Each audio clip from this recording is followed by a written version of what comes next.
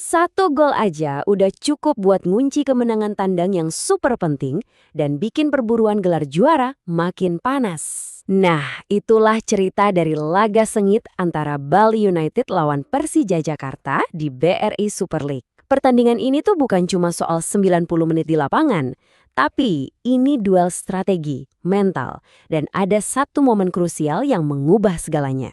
Yuk, kita bedah bareng-bareng. Oke, sebelum kita lanjut, kita lihat dulu ya posisi kedua tim sebelum tanding. Kelihatan kan ada jarak yang lumayan jauh di papan klasemen. Bali United ada di posisi 10, sementara Persija mereka nyaman di peringkat 3. Jadi kebayang dong, ini bukan laga biasa.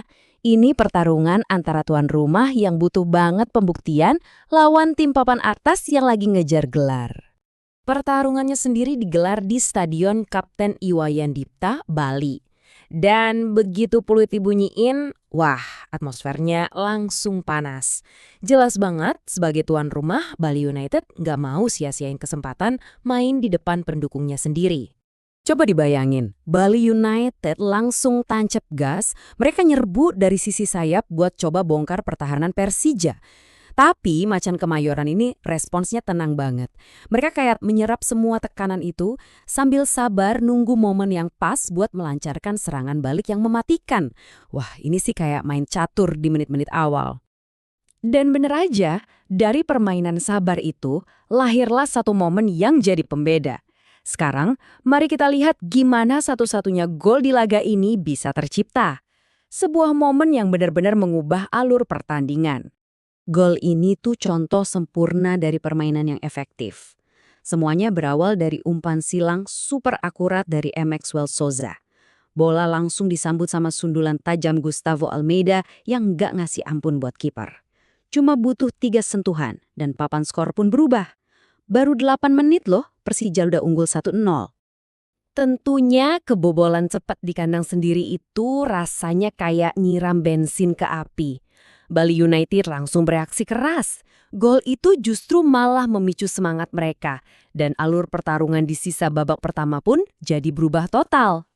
Nah, disinilah kita bisa lihat respons taktis yang cerdas. Pelatih Bali United, Johnny Jensen, gak pakai nunggu lama. Dia langsung tarik keluar Yusuf dan masukin Rizky Dwi Febrianto.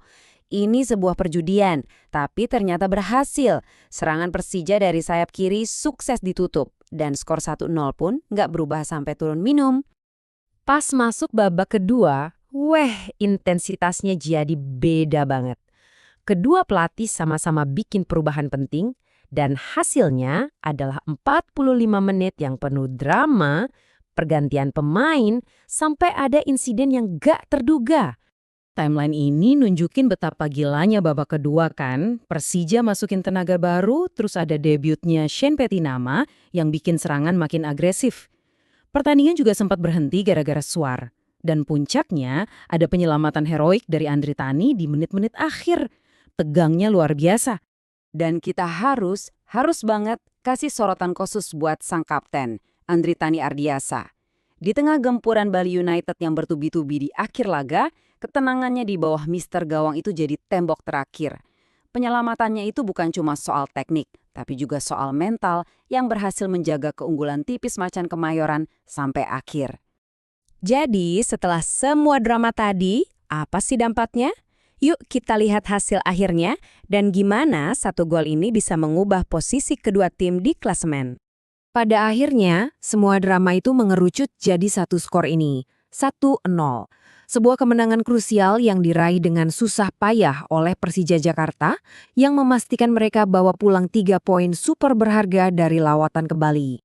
Dan ini dia dampaknya ke klasemen. Persija Jakarta jadi makin kokoh di peringkat 3 dengan 44 poin, terus ngasih tekanan ke tim-tim di atasnya.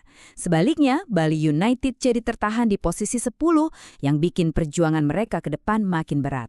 Hasil yang krusial banget buat perjalanan kedua tim musim ini. Kemenangan tandang yang super penting ini tentu aja bikin kita semua bertanya-tanya.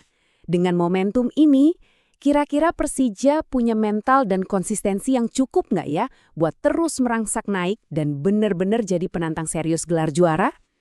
Musim masih panjang dan cuma waktu yang bisa jawab.